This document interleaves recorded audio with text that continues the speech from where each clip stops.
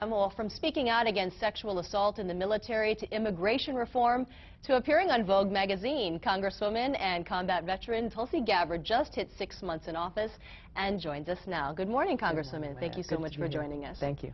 Now, you recently did a really in-depth interview with ABC about sexual assaults in the military, and this is something that you heard about while you were deployed in Iraq. Can you explain that? When I was serving in Iraq in 2005 with the Hawaii National Guard, we were on quite a large camp, and while we were there, there were talks and reports and command briefings on higher incidences of sexual assault.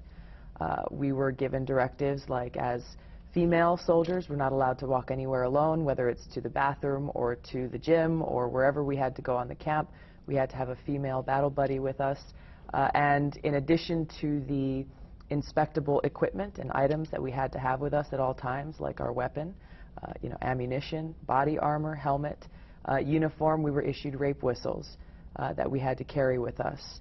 And I can speak personally just for myself. At that time, as a lower enlisted soldier, hearing these kinds of things, it was an eye-opening experience and something that was confusing in a lot of ways.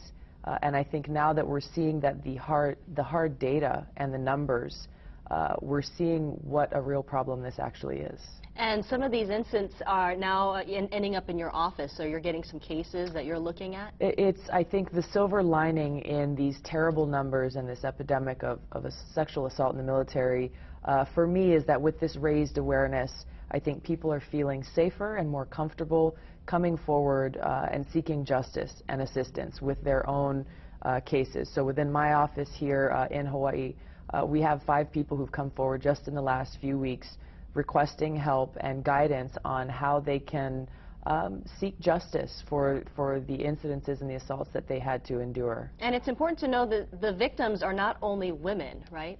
Absolutely, and this is one of the biggest things that I think, misperceptions that's out there. People say, well, this has only started because women have served in the military, or that this is something new, when in reality in 2012 there were over 26,000 cases or incidences of sexual assault in the military.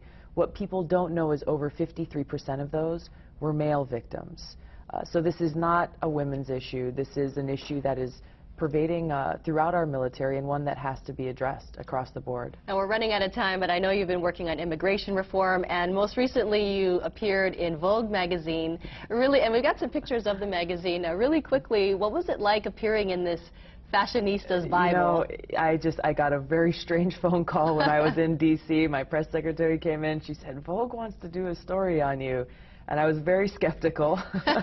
And I said, well, look, I have one major requirement, is that if you want to do this piece, then you have to bring your writer out to Hawaii to spend a few days with me so he can meet with my constituents, and also bring your photographers out so we can feature and showcase Hawaii, and they did. Well, it was a very interesting article. Congresswoman Gabbard, thank you so much for joining us this morning. Thank you, Mahea. Aloha.